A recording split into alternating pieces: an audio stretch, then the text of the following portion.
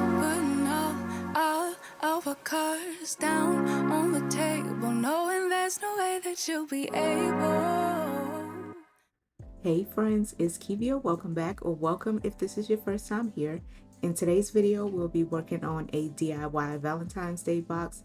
I have the Silhouette Cameo 3, and I've had this machine for about 5 or 6 years now. And to turn this one on, you will notice the power button on the right hand side. Once it comes on, you'll notice the welcome sign, and then it also says load and unload. That basically means you're just loading and unloading your mat. So when you pull your program up, if your mat is not already displayed, you will see what looks like a page on the right hand side. You're going to click on that icon, and then you can display your mat, whatever size you're using. I'm using a 12 by 24. I like to use Cricut mats. Silhouette mats are very cheap to me, so I like to stick with the Cricut mats. When it comes to choosing a design, you have multiple options. The Silhouette program does come with a lot of designs, but I created my own. So you're going to go over to File, and you can import it in from the library, or if you saved it to your computer, you can go ahead and import that from your computer. So since I already have my design displayed, I just need to add the names to the center. So when it comes to choosing certain fonts in the Silhouette program, you will notice some overlapping, and that's mostly when you are using the cursive writing font. So one of my favorite fonts is the Salma. It is spelled S-A-L-M-A, and this is a cursive font, so you will see some overlapping on this one.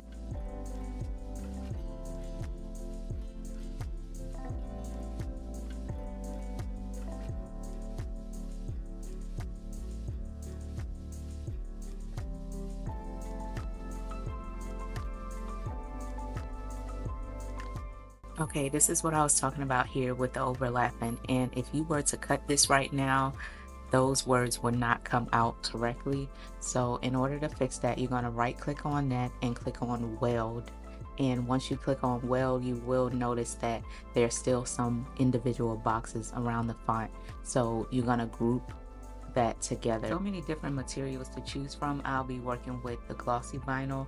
I've only worked with glossy vinyl and heat transfer vinyl, and the way the program is set up now, it basically chooses the settings for you. I like to play around with the settings, so I don't want to give you the settings that I use because it may not work for you, but it works for me. Now that my image is created, I am ready to print, and you have the send button at the bottom and also at the top. Either one will send the mat to your Silhouette. I like to use the 651 Oracal. This is a permanent vinyl, but it is removable, but you cannot re-stick it once you apply it to a surface. So as you can see, my mat is pretty long. I printed about 2 of these at once, and I just like to use this wrapping paper cutter in order to cut off the excess. When it comes to lining your mat, you want to make sure that it's lined up with that blue line that you see on the left. And your rotator on the right, you want to make sure that is on top of your mat as well. Otherwise, you will notice some shifting in the mat, and then your image will not come out correctly. So you definitely want to make sure that it's lined up correctly. And then the lever that you see on the right, you want to make sure that is turned face up and not down, because your mat will not load properly. I did print twice because I ran out of vinyl, so I'll just have to go back and get more to finish the project that I was working on. When it comes to the weeding process, it can be a bit tedious. Some people find this to be very therapeutic. It depends on what you're weeding. I've had my fair share of weeding projects. Some I hate and some are very easy.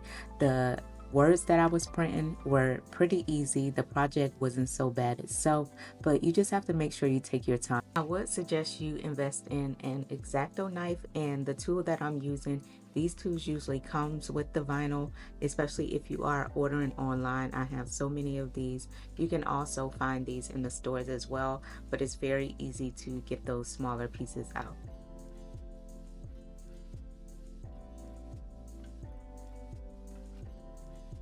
This is the transfer tape I like to use. It's a clear adhesive that you can find at the Dollar Tree. And I like this one because the adhesive is not too strong. You will find that some transfer tapes, the adhesive is very strong and you could possibly ruin whatever you're putting this on when it comes to certain surfaces. So, and I also like this one because it is reusable. So I'm just going to rub this, and I like to use this tool, which is basically a paint scraper because it's not too sharp.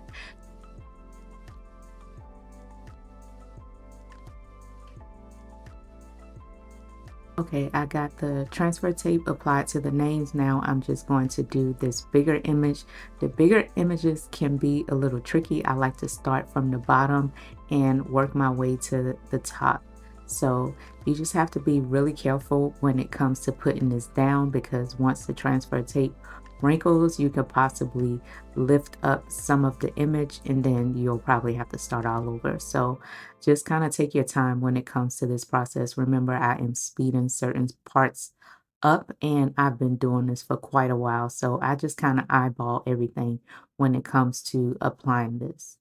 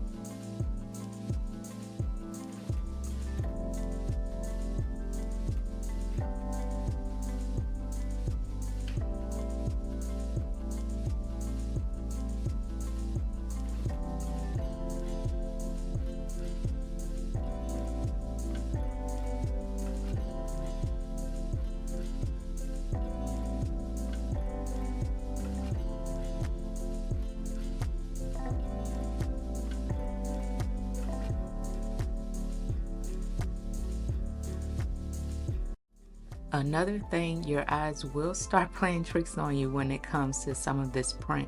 So thankfully, I noticed that the X was missing on one of the boxes, so I just went back and reprinted that. So that's another suggestion. Just make sure you are overlooking this multiple times, because if you've been staring at it for too long, it'll look like everything is there, but certain things can come up when you are doing your weeding. So just make sure you double check everything. So it was an easy fix. I just printed out another X and I was able to apply it to the box. Okay, my friends, that's going to be it for this video. Hopefully you found this helpful. If you do own a Silhouette Cameo, a Silhouette and a Cricut works differently. So sorry for you Cricut users, this may not help you. I've never used a Cricut machine before, but I am selling these boxes. So if you are interested, please send me an email. I will have my email address down in the description box below if you are interested in purchasing one. I'll also have the link to the boxes alone in the description box as well. But if you would like to get a box personalized, just make sure you send me an email. So as always, thank you so much for supporting my channel. Please make sure you like, comment, and subscribe. Share this video with a friend. And until next time, my friends, take care. Someday soon, I'm gonna make it.